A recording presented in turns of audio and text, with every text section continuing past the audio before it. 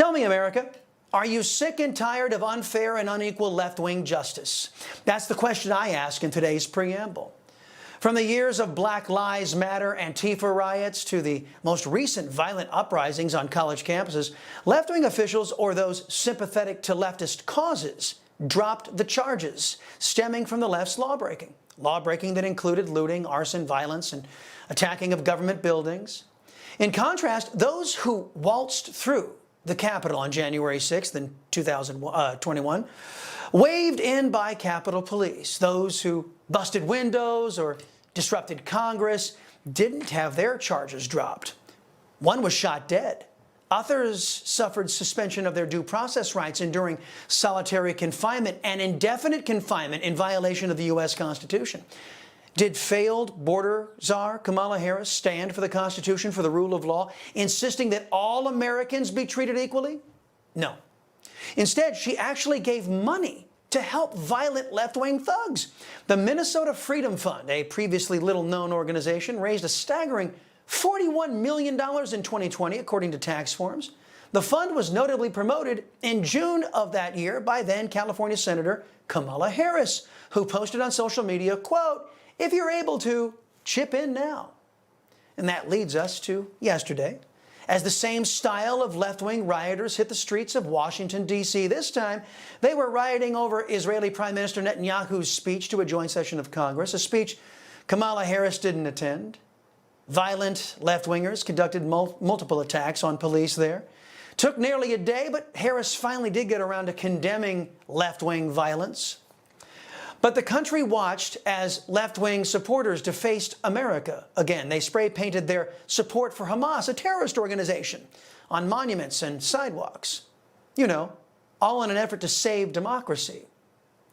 These leftists then took down the U.S. flag over Union Station, set it on fire, then waved a flag of oppression in our streets, the Palestinian flag. But that's not all. They then raised the Palestinian flag in front of Union Station, to save democracy.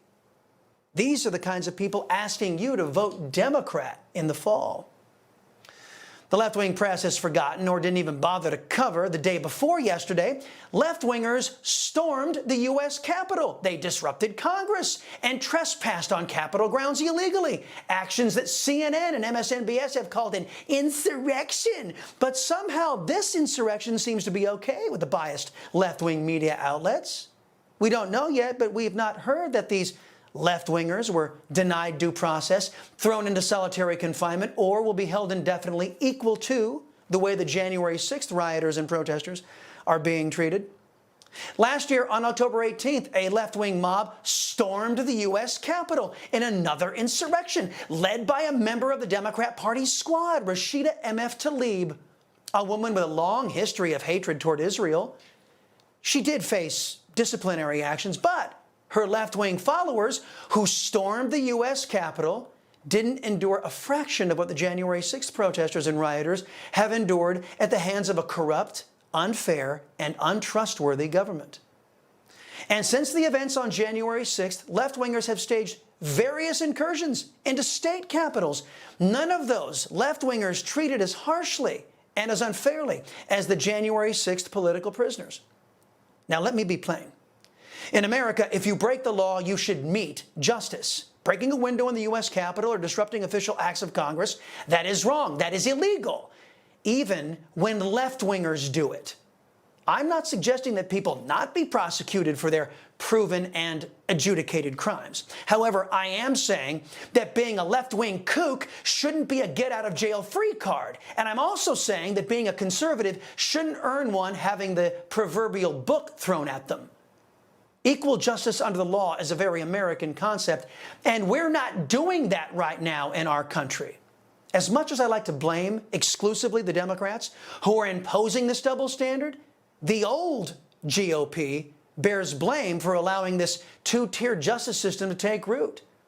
Those who are implementing this double standard and those who refuse to do anything to stop it should no longer be voted for, trusted, or ever be allowed into power. That's the only way we, the people, can restore the rule of law and equal justice under that law in these once United States of America.